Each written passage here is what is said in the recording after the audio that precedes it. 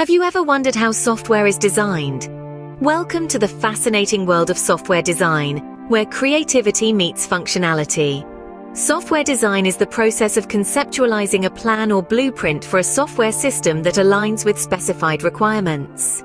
It's a lot like architecture, but instead of designing buildings, we're creating digital structures. In software design, decisions are made about the architecture, components, interfaces, and behavior of the software. These decisions are critical to ensuring the software's functionality, reliability, maintainability, and performance. Software design isn't just about making a program that works. It's about making a program that works well, that's easy to update and maintain, and that meets the needs of its users now and in the future. Understanding software design is like possessing the master key to unlock the full potential of any software project. So buckle up and stay tuned as we break down the process of software design into easy-to-understand steps. The first step in designing software is understanding and analyzing the requirements. This stage, known as requirements analysis, is akin to constructing the foundation of a house. It's here we delve into the needs, constraints, and goals of those who will use the software. These are our stakeholders. Picture it like a jigsaw puzzle. Each stakeholder contributes a piece, and it's our job to put these pieces together to form a coherent picture of what the software must do.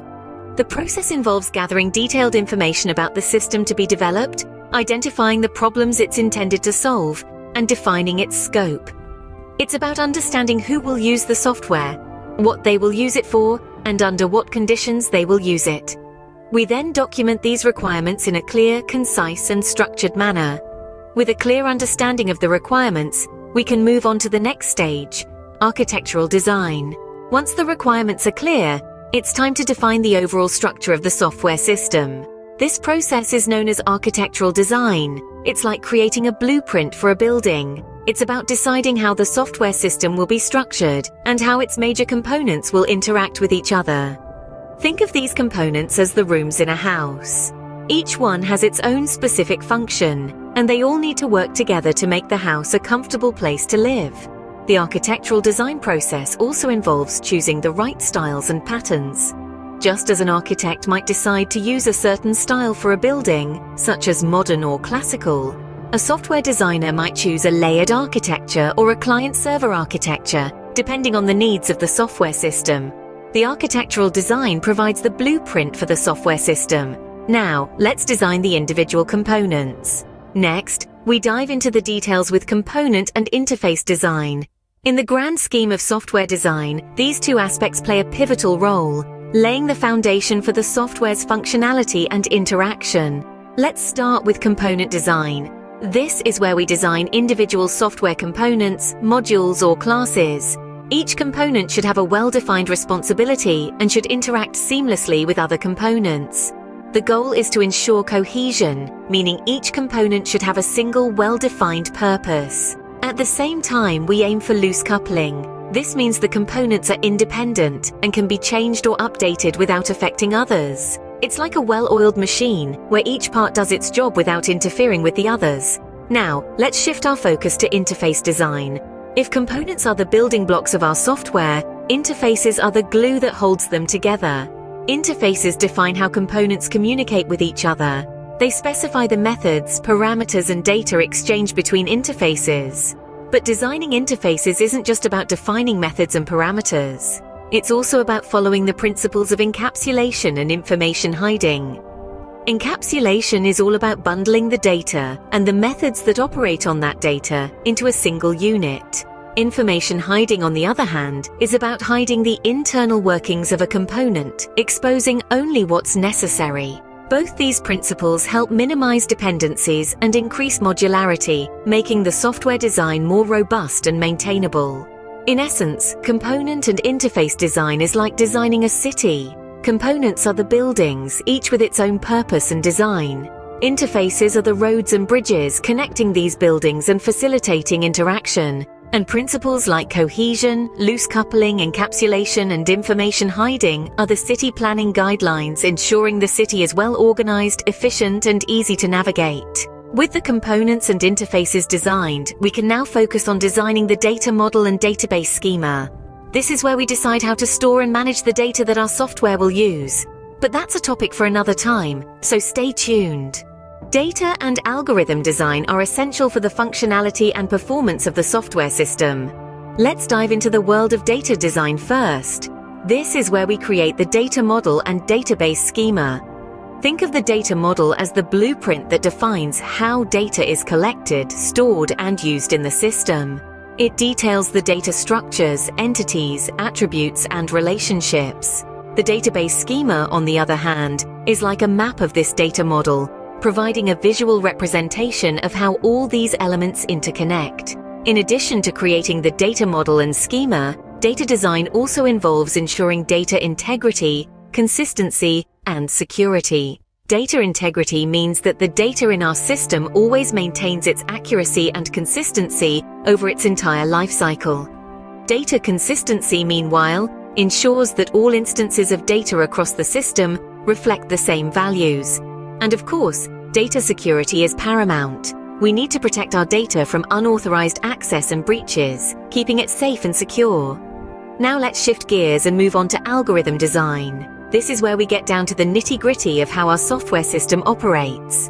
We design algorithms and procedures to perform specific tasks or operations. It's like creating a recipe for the software system to follow. However, it's not just about getting the job done. We also need to optimize these algorithms for efficiency and scalability. An efficient algorithm performs its task with the minimum amount of computational resources. A scalable algorithm can handle an increasing amount of work by adding resources, ensuring that our software can grow and adapt to increasing demands. Finally, we have to consider trade-offs between space and time complexity. Space complexity refers to the amount of memory an algorithm needs to execute, while time complexity refers to the time it takes to execute. Striking the right balance between these two is often a delicate dance and forms a critical part of algorithm design. The data and algorithms are ready. Let's move on to designing the user interface. The user interface is the face of the software, while security design keeps the system protected. Let's dive into these two critical aspects of software design. User interface, or UI design, is all about making the software intuitive, user-friendly, and aesthetically pleasing. It's the part of the software that users interact with, so it plays a vital role in the user experience. Think of it as the bridge between the software and the user.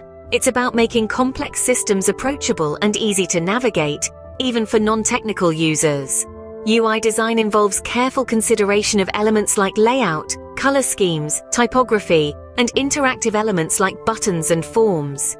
It's essential to follow usability principles, such as simplicity, consistency, and feedback. Simplicity is about making tasks easy to understand and execute. Consistency ensures similar parts of the interface behave in similar ways, providing predictability.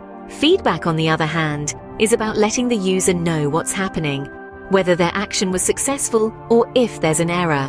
Usability testing is another key part of UI design. It involves real users trying out the software to identify any issues and gather feedback for improvements.